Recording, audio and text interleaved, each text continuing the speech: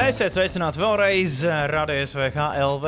Arts Volps joprojām kopā ar tevi ielās un viešņa un arī viesis ir studijā Radio SVH LV. Sajaucījos Sloksielā. Sloksielā 65 mēs esam nesen pārvākušies un dažreiz man sanāk sajaukt adreses. Kārlis no Holy Music Festivala ir klāt. Čau, Kārlis, veiks, prieks tev redzēt. Čau, prieks būt šeit. Vēl gribēju pajautāt arī Paulai, kuru joprojām uzturos šeit Radio SVH LV studijā. Holy Music Festivala zelta likums no agri vai vēl, viss tur tiek nokrāsot no galvas līdz kājām. Ko tu ģērbsi? Kāds tev apģērbs ir paredzēts? Es esmu tik ļoti gatava tam. Es patiesībā esmu jau krāsas iztestējis. Tās ir ļoti foršas krāsas, viņas ļoti viegli var izmazgāt. Viņas ļoti, ļoti viegli nāk nost. Bet mums nevajag, lai viņas nāk nost. Tā kā man noteikti mugurā būs tāds atbilstošs tērps, kurš forši nokrāsosies, un beigās būs visās varavīksnes krāsās. Es domāju, ka visiem jābūt gataviem, un noteikti iesaku visiem, visticamāk, baltas drēbes labāk izskatās, vai ne? Jā. Mēs arī pasūtījuši ļoti siltu laiku, līdz ar to balts būs labāk. Okay. Mēs esam noskaidrojuši, ko tad vilkt apmeklētājiem. Pārsvarā baltas drēbes, jā, lūdzu visiem, jā? Jā, gan balts, gan melns. Īstenībā uz melna arī ļoti labi izceļās krāsas. Okay. Divas opcijas. Holy mūzikas festivāls nākamajā sestdienā, 13. jūnijā, Vondersalā. Kā tur iet ar sagatavošanos, Kārli? Sagatavošanos super. Sanāca izskriet uz brītiņu pie tevis ciemos. Aktīvi strādājam visiem līgumiem, ēdinātājiem, vizualizācijām priekš Rīgas domas. Tā kā tur viss ar notiek ar atļaujām. Un mūziķi ir gatavi. Daļa ārzemju mūziķi ierodas jau nākamā ceturtdiena un piekdiena. Tā kā viss ļoti aktīvi notiek. Vakar dabūjām krāsas, mums atbrauc tonna ar krāsām. Jā, būs ko darīt. Ļoti labi.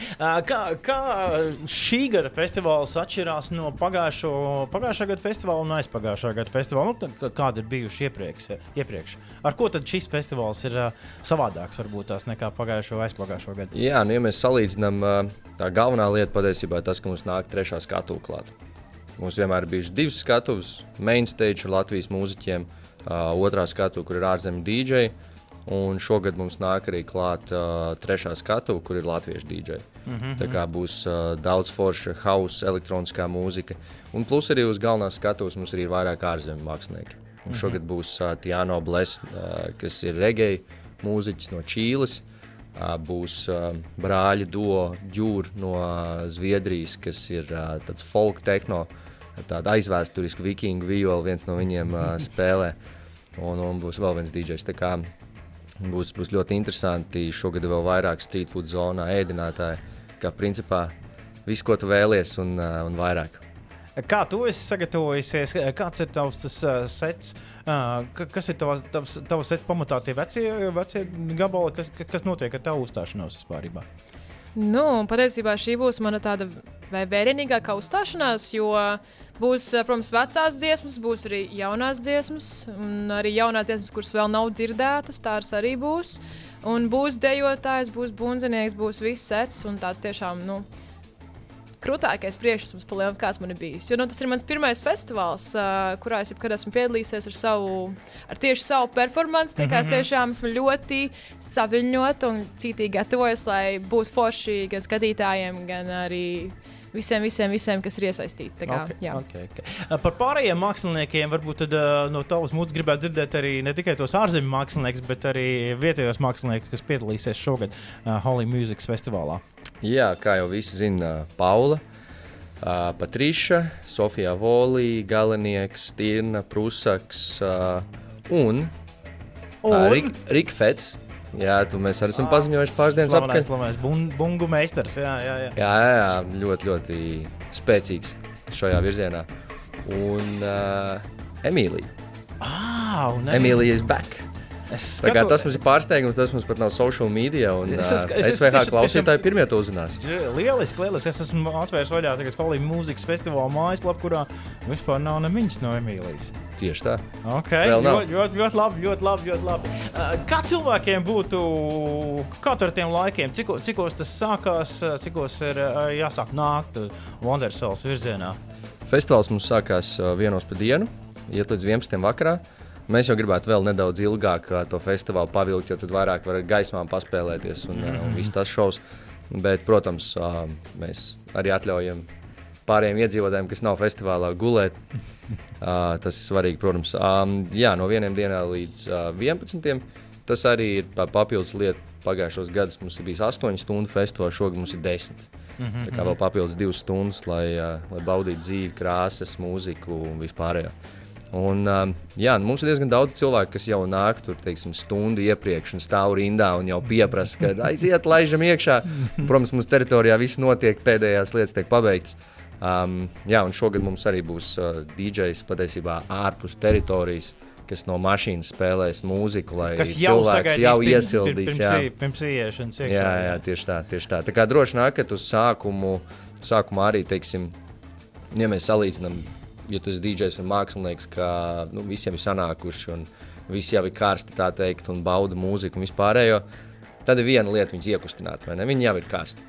Bet pavisam cita lieta, kad tu esi tas DJs, kurš atver festivālu. Tā DJ mums būs visām 3 skatuvēm, kad tas pirmais klausītājs atnāk un tev viņu iekustināt, tas parāda, tā teikt, to skillu. Tā kā nākat sākumā būs interesanti pirmajiem 300 cilvēkiem, kas ierodās. Mums ir īpašas dāvanas, mums ir bezmaksas krāsas sadarbībā ar TVNet un vēl citas lietas mums būs. Kā ir ar pašiem mazākajiem bērniem, kā tur ir kaut kādi noteikumi? Vēlams nākt, protams, ar vecākiem, ja ir tik maz, bet... jā, jo es pieļauju, ka tas ir arī bērniem ārkārtīgi interesants pasākums, pasties ar tām krāsām paņemties. Jā, maziem bērniem, pieaugušiem bērniem, visiem pārējiem dzīvniekiem, jā. Jā, līdz 6 gadu vecumā festivāls ir bez maksas, tā kā jauniešiem mazajiem pavisam labi ir. Protams, festivāls ir domāts visiem. Ir kaut kāda daļa cilvēks domā, Holī tas tāds pavisam jauniešiem, tur vidusskolai un tā. Bet tad, kad vispārējā vecuma grupas cilvēki ierodās, viņiem pašiem patīk tam krāsām spēlēties un baudīt mūziku un vispārējo. Tā kā atmosfēra ir izcila un patiešām jautri. Kaut gan... Jā, laikam vecākais, kas mums bijis pagājuši gadu, bija viena kundze ap 80 gadu vecumā. Jā. Viņa teica, ka viņai ļoti patīk fiņķis, un viņa grib redzēt fiņķi. Tā kā tas bija super, jā. Viņš ir aizgājis nākamajā līmenī. Izskatās. Vai Kārli un Paulu ir kaut kas tāds, ko es noteikti gribētu pateikt, esot šeit radies pie KLV, ko es neesmu vienkārši pajautājis? Es vēl vēlreiz pieminēt to, ka uz skatuves, cik starpā būs iespēja kāpt arī tādiem vislabāk dziedošākajiem skatītājiem, jo Soros rīkos tādu arī savu iekšējo konkursu festivāla laikā, kur 3 cilvēki varēs kāpt uz skatuves, nodziedāt dziesmu uz Holī festivālu, cik saprot, main stage. Tā kā, jā, ja tavs sapnis ir bijis dziedāt festivālā, kāpt uz skatuves un vispār dziedāt festivālā, jā, tad droši pērst tās biļetes, dodies uz Holī, un kas to zina, varbūt tu būsi tas, kurš uzstāsies Holī festivālā. Jā, tieši tā. Kā jau tu minēji, mēs sadarbojamies ar Solos, kas sadarbojas ar SVH, un mēs atbalstam jaunos mūziķus. Mums ir tāda iespēja uz lielās skatuves uzlikt jaunos talantus. Tā teikt, tas varbūt tāds shortcuts savā ziņā kādam karjerā, un mēs lielāko prieku to izmantojam. Tiekamies Holī mūzikas festivālā 13. jūnijā Vondersalā. Tā teikt, baudam, un jau kas nebauda, tas pats kļūst nebaudāms. Ja? Tie, kas nebauda, tie skatās Instagramā. Paula Delulu, forši, ka paviesojāties šeit. Paldies. Čau.